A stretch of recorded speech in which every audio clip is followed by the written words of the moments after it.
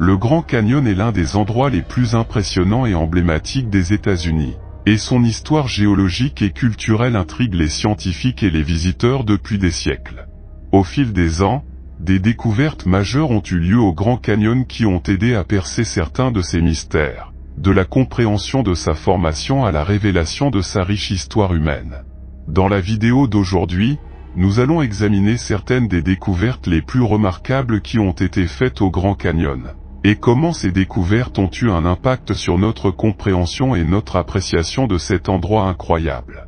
Les parcs nationaux des États-Unis comptent parmi les réserves naturelles les plus spectaculaires et les plus extraordinaires au monde. Le terrain dynamique, la biodiversité et les caractéristiques géologiques uniques de ces réserves fascinantes attirent des millions de touristes chaque année. Le Grand Canyon est sans aucun doute le plus célèbre de ces lieux. Sur la carte de l'Arizona, vous pouvez voir l'immense canyon creusé dans les hautes terres par le fleuve Colorado. Ce canyon accidenté a environ 5 à 6 millions d'années et occupe la partie sud-ouest du plateau du Colorado. En plus de la flore et de la faune étonnante, cette ancienne merveille recèle également de nombreux secrets géologiques et historiques étranges qui ont lentement été révélés au fil des ans. Le Grand Canyon mesure environ 446 km de long et environ 18 de large, atteignant une profondeur de plus de 1857 mètres. Le canyon et son bord adjacent sont situés dans le parc national du Grand Canyon. Bien que certaines théories sur l'incision du canyon soient contestées, de nombreuses études récentes ont révélé des preuves en faveur de l'hypothèse selon laquelle le fleuve Colorado a établi son cours à travers la région il y a entre 5 et 6 millions d'années, et depuis lors, le fleuve qui l'a conduit la descente des affluents et le recul des falaises, approfondissant et élargissant le canyon.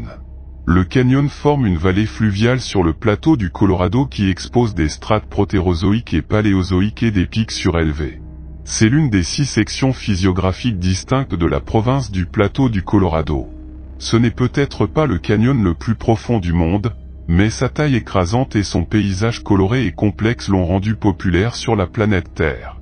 L'épaisse séquence exceptionnellement bien conservée de roches anciennes laissées à découvert sur les parois du canyon est la raison pour laquelle il est considéré comme le paradis des géologues.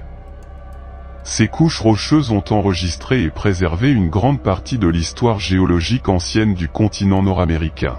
Le soulèvement associé à la formation des montagnes a provoqué le déplacement de leurs sédiments de milliers de mètres vers le haut, créant ce que nous appelons aujourd'hui le plateau du Colorado. Cette haute altitude est également à l'origine des précipitations les plus élevées dans la zone de drainage du fleuve Colorado.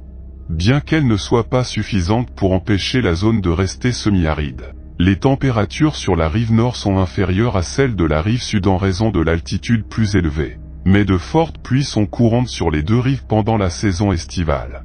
Les premiers colons connus dans la région du Grand Canyon étaient les ancêtres des peuples amérindiens, une culture centrée sur les 4 coins actuels des États-Unis. Ils sont aussi appelés Anasazi, mais les gens considèrent le terme péjoratif plus qu'il signifie ancêtres ennemis. En plus de celle-ci, de nombreuses autres cultures différentes ont également habité le Grand Canyon à son époque. Les Kojonina, qui étaient les ancêtres des Havasupé et des Hualapé, vivaient le long du canyon entre 500 et 1200 avenues.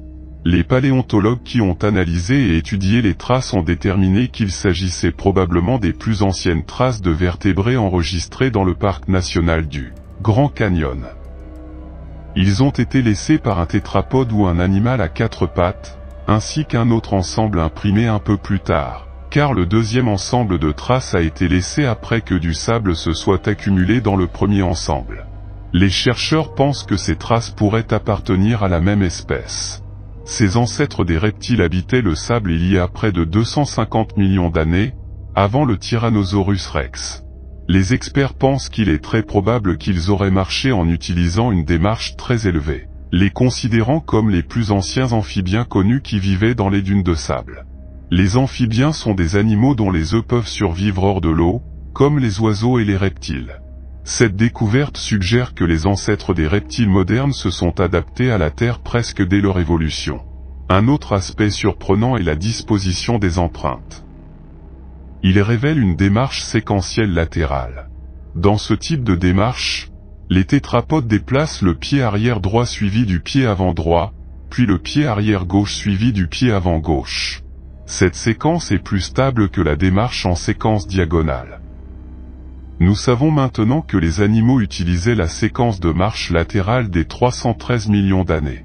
La taille de ces empreintes suggère que ces créatures mesuraient entre 40 et 80 cm, presque la taille d'un chucal moderne.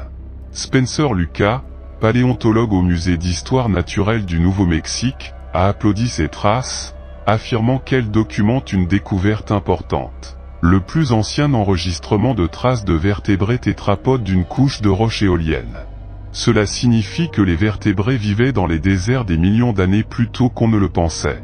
Mais les traces des ancêtres des reptiles n'étaient pas la seule chose découverte récemment dans cette région.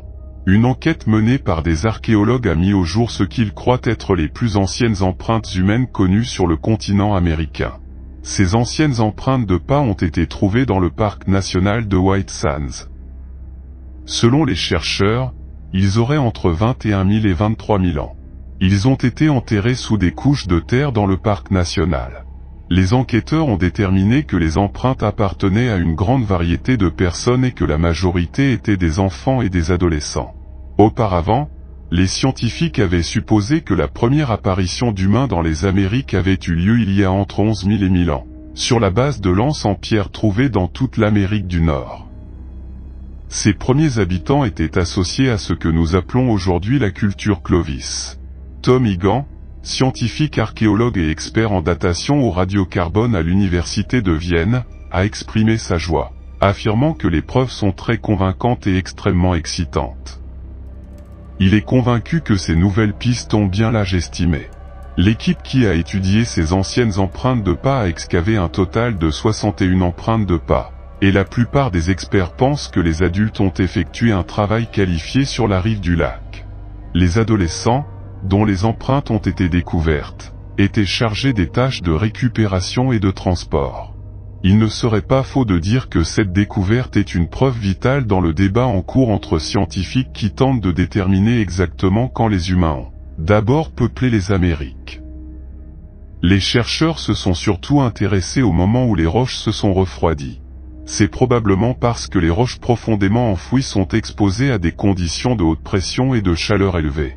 Mais le refroidissement suggère que ces roches sont exhumées ou soufflées à la surface à mesure que les couches au-dessus d'elles disparaissent en raison de l'érosion. Pour dater l'érosion, ils ont étudié l'hélium emprisonné dans le minéral de la roche.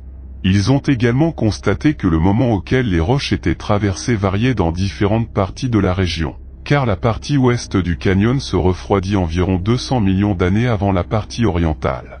La taille de cette grande discordance varie également dans tout le canyon, le plus petit écart se trouvant à l'est. À son plus petit, l'écart s'étend sur environ 250 millions d'années, et à son plus grand, il y a environ 1,2 milliard d'années de roches non comptabilisées. La vue d'ensemble indique que la moitié ouest du Grand Canyon a fait surface il y a près de 700 millions d'années. Tandis que la moitié est l'a fait il y a environ 500 millions d'années. Mais au sein de ce large panorama, il existe des différences de dizaines ou de centaines de millions d'années en des points situés à quelques dizaines de kilomètres les uns des autres. Comment cela s'est-il passé et où est passé le milliard d'années d'histoire du roc? Faites-nous part de votre opinion dans les commentaires. Jusqu'ici la vidéo d'aujourd'hui. Si vous avez aimé, laissez un like et abonnez-vous en activant la cloche de notification pour ne rater aucune vidéo. À la prochaine.